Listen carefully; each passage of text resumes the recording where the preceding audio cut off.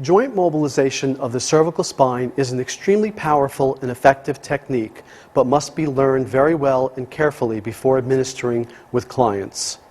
The first thing we need to do is locate our contact point. We find our contact point by first feeling for the spinous processes in the posterior midline of the neck. We drop lateral off of that and we'll feel the musculature, primarily the transversal spinalis musculature over the laminar groove. We continue laterally, anteriorly, and then we feel for broad, flat bone underneath the skin. These are the facets or the articular processes of the cervical spine. They will be our contact point. If we go too far anterior and laterally, we would be on transverse processes. Transverse processes are very pointy and sensitive and would be very uncomfortable for the client if we place pressure on them. So instead, our contact point will be the articular processes, the facets of the cervical spine, right about here. To find the facets or articular processes of the cervical spine for joint mobilization, it's very helpful to use a plastic skeleton model. If we go dead center posteriorly, we find the spinous processes. If we drop laterally and anteriorly off, we are over the musculature, over the laminar groove.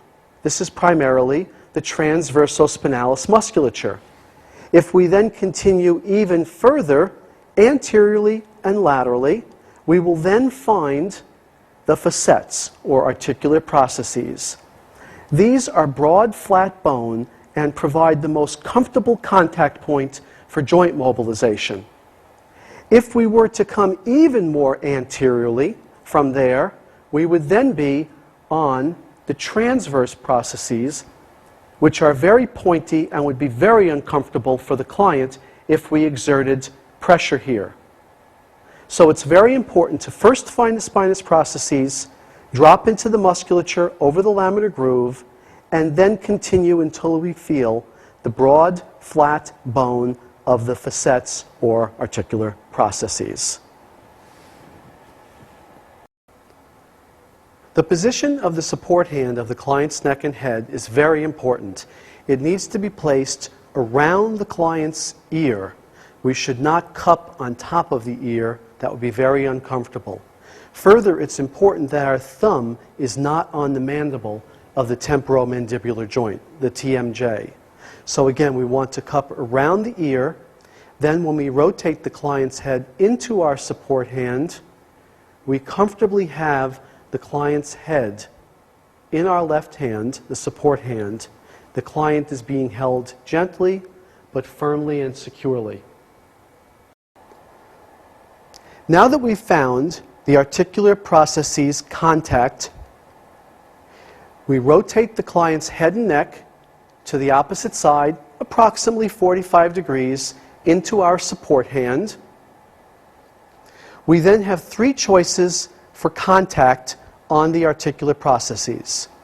We can use our thumb pad. We can use the finger pads, usually of the index and middle fingers. Or we can use the radial side of the proximal phalanx of the index finger, coming in against the articular processes here.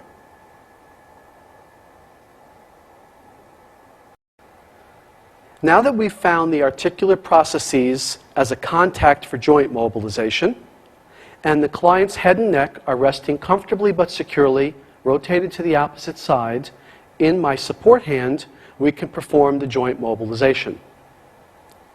The joint mobilization is performed in three steps. We will first press against the articular processes. We will then bring the head and neck above that point, around that pinpoint until tension is reached, and then the joint mobilization force will be applied.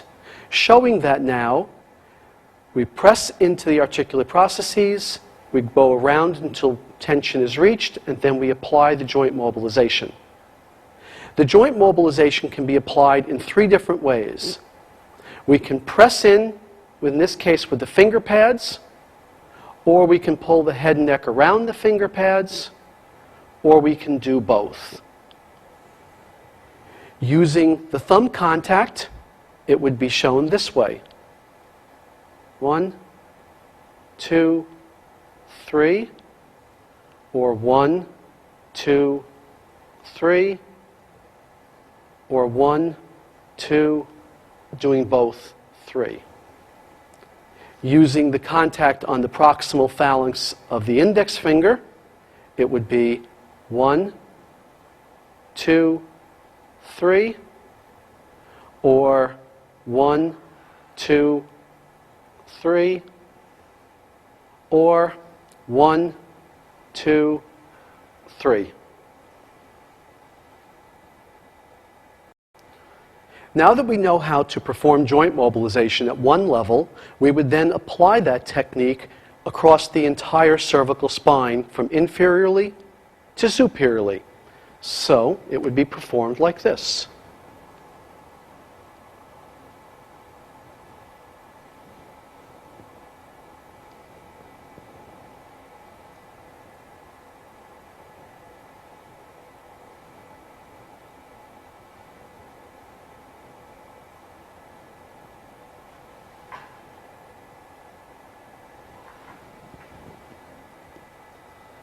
Once we've performed joint mobilization for one side of the neck, we would then perform it on the other side of the neck.